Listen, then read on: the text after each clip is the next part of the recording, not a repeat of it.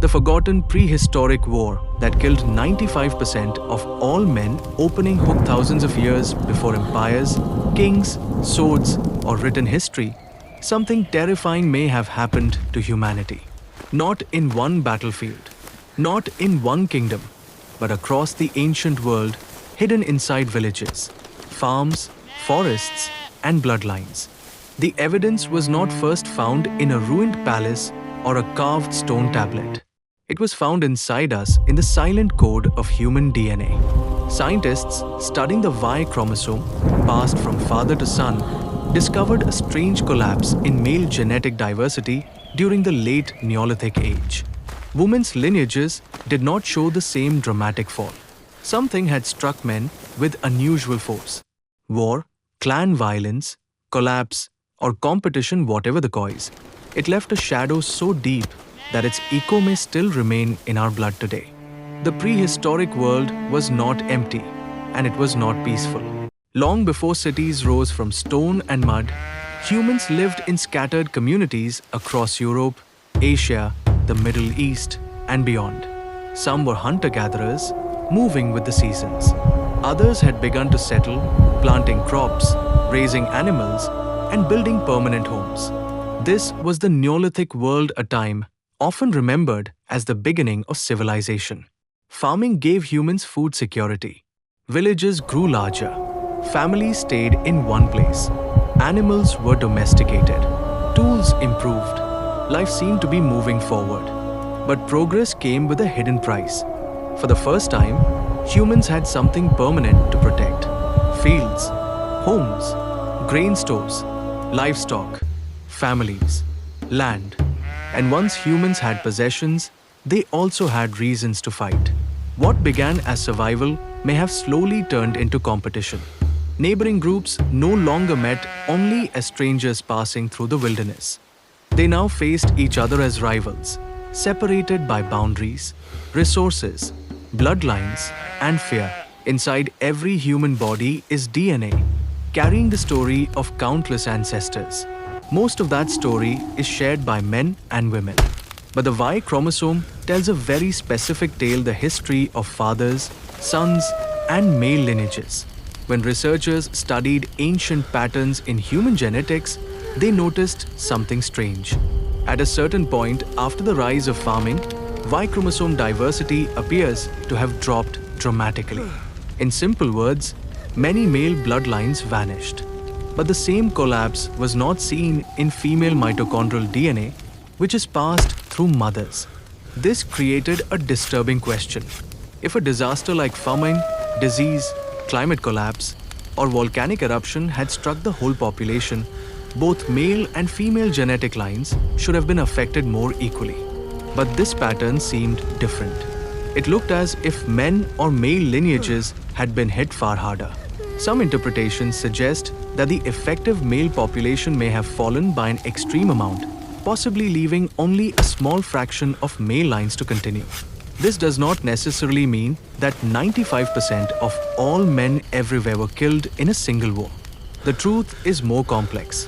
It may represent generations of conflict, clan collapse, migration, conquest, and social systems that allowed only certain male lines to survive.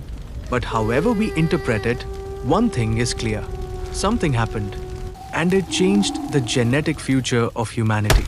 As farming spread, humans began building more permanent settlements. But with settlement came vulnerability. A farming village could not simply vanish into the forest when danger came. Its crops were rooted in the ground. Its animals needed protection. Its people were tied to place. So they began to defend themselves. Across parts of Neolithic Europe, archaeologists have found signs of fortified settlement ditches, wooden palisades, protective barriers, and village layouts that suggest fear was part of daily life. These were not grand castles. They were rough, desperate walls made by communities that knew attack was possible. Imagine a village at dusk. Smoke rises from cooking fires. Children stay close to their mothers.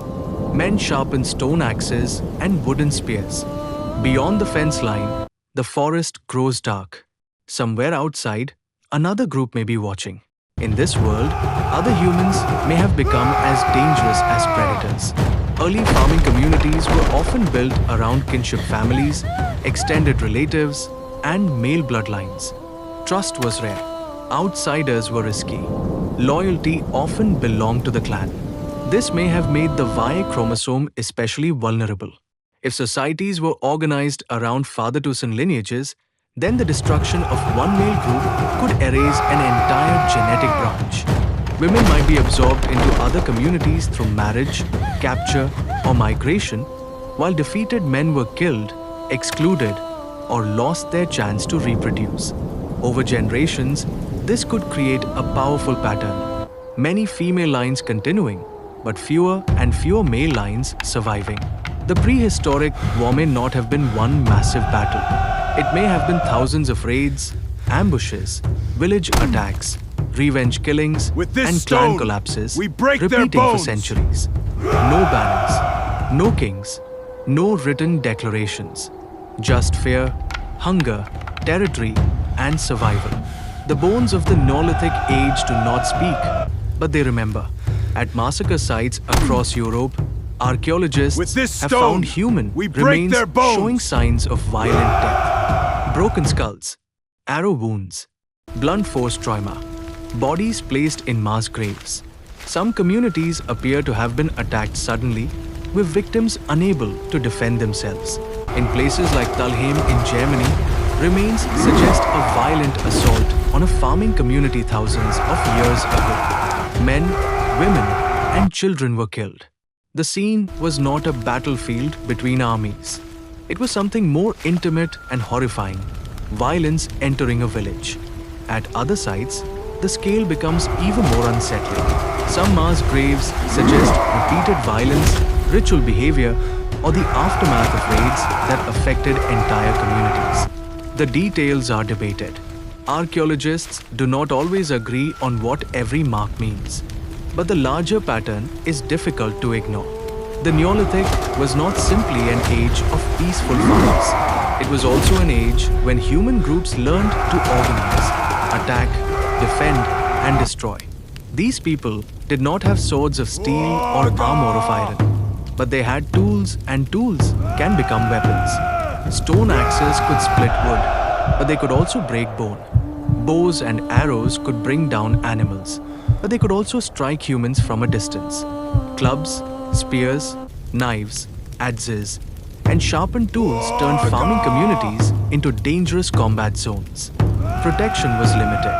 A fighter might have animal skins, woven cloth, or plant material, but little that could stop a heavy blow or a sharp point. This made violence brutal and personal. Combat happened at close range. Fear had a face. The enemy was not a distant shape on a modern battlefield. It was another human being close enough to hear breathing, shouting, and panic. For men of fighting age, life may have been especially dangerous. To grow up, defend a settlement, survive raids, and father children was not guaranteed. It was an achievement. The answer is not simple. One possible cause was agriculture itself. Farming gave humans more food, but it also created inequality, ownership, and jealousy. A successful village had grain stores, animals, tools, and people. To a struggling group, that village was a target. Another cause may have been population pressure. As communities grew, land became more valuable. Hunting grounds, water sources, and fields may have brought neighbors into conflict. A third cause may have been the rise of patrilineal clans groups organized around male ancestry. If men stayed with their father's clan while women moved between groups, then wars between clans could erase male lineages faster than female ones. But there may also have been peaceful forces involved. Some male lines could have disappeared not through massacre, but through social competition, migration, family splitting, or some groups simply becoming more successful than others. The truth may be a mixture: violence, social structure, farming expansion, environmental stress, and generations of competition. History rarely leaves us one clean answer. If this ancient collapse was a war, it was unlike any war we remember.